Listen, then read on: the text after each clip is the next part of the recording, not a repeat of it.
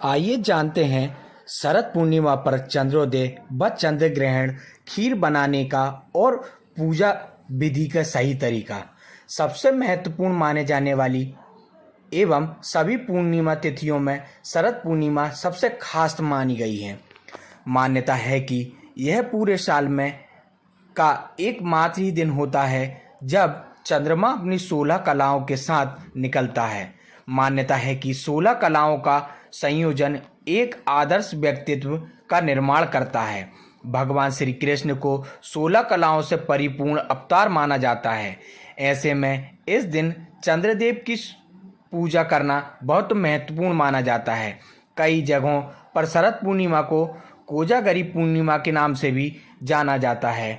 हम आपको बताने वाले हैं कि साल का आखिरी चंद्र ग्रहण शरद पूर्णिमा पर लगेगा। चंद्र ग्रहण को लेकर असमंजस में ना रहें और जाने खबर में विस्तार से।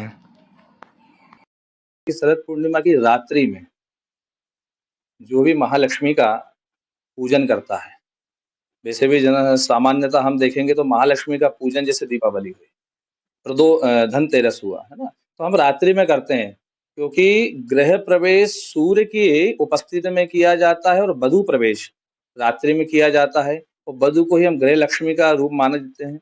इसलिए लक्ष्मी का जो प्रवेश होता है वो रात्रि में होता है, इसलिए पूजन भी रात्रि में ही की जाती है। और शरद पूर्णिमा रात्रि में लगभग 1:30 बजे तक है और इसका जो मुहूर्त है पूजन का वो रात्रि 9 से 12 बजे तक का है। 9 से 12 के मध्य में आपको पूजन करना है। इसमें भगवान श्री लक्ष्मी नारायण का पूजन, महालक्ष्मी का पूजन करें, श्री कृष्ण का पूजन अवश्य करें क्योंकि इस दिन भगवान श्री कृष्ण से संबंधित महारास भी है। जो भी इस दिन भगवान का महालक्ष्मी सहित भगवान विष्णु का पूजन करता है, उसे महारास का फल तो मिलता ही है, साथ में ही महालक्ष्मी की अटूट कृपा मिलती है। शास्त्र में ऐसा वर्णन आता है कि इस दिन महालक्ष्मी के पूजन के साथ में इंद्र का भी पूजन करना चाहिए जो ऐरावत में विराजमान होता है।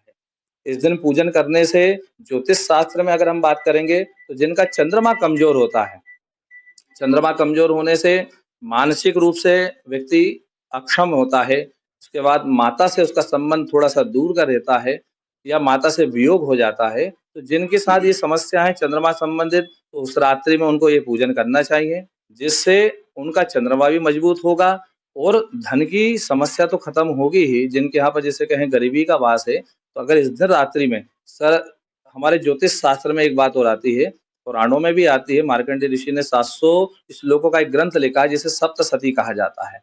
उसमें एक वर्णन आता है कि शरद काले महापूजा क्रियते याचा वार्षिकी, जो शरद काल में ये महापूजा करता है जो हमारी एकम से लेकर पूर्णिमा तक की रहती है।